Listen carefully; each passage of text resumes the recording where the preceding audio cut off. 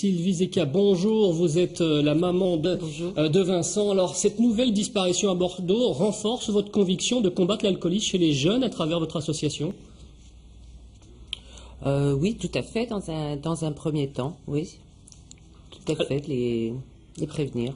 Est-ce que vous avez l'impression que les choses ont néanmoins évolué depuis la série de noyades en bord de Garonne à Bordeaux?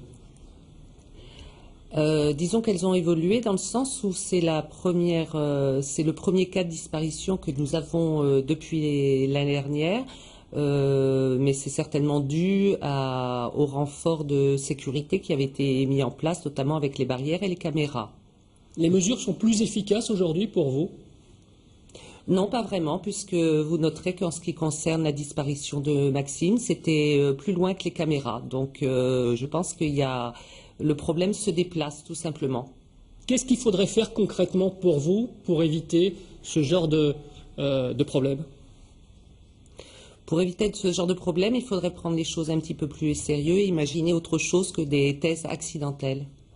Ce qui veut dire que vous, à l'époque, d'ailleurs, vous mettiez en avant, il faut le rappeler, un serial pousseur. Est-ce que vous êtes toujours avec cette même conviction?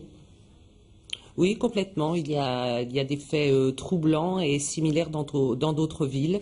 Il n'y a pas uniquement des accidents, il y en a peut-être quelques-uns, mais pas tant qu'on y croit. Le dossier, pour vous, n'est pas clos avec votre fils? Non, il est loin d'être clos, malgré que nous ayons reçu, au moins l'avocat a reçu l'entier dossier le 25 mars dernier.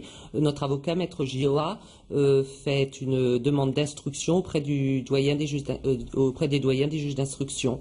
Votre combat toujours pour homicide. Votre combat va plus loin également, c'est votre combat à travers votre association pour éviter également l'alcoolisation des jeunes, ça c'est déterminant. C'est plutôt pour éviter, qu'ils soient en état de vulnérabilité et qu'ils soient seuls. Le slogan, c'est plutôt jamais seul. Parce que l'alcoolisation excessive, soit, mais le fait d'être entre amis ne doit pas être, et de fêter ça, ne doit pas les conduire à la mort systématiquement et ne doit pas les présenter comme des coupables. Rapidement, aujourd'hui, vous en êtes où avec votre association? Quel est votre combat? Alors, notre combat, nous allons changer un petit peu d'objet social, c'est-à-dire que nous allons plus fédérer d'autres associations de parents victimes de la même chose et être plus un combat d'aide aux victimes et de soutien face aux réactions de la police, de la justice, pour amener à ce que des enquêtes soient réellement ouvertes.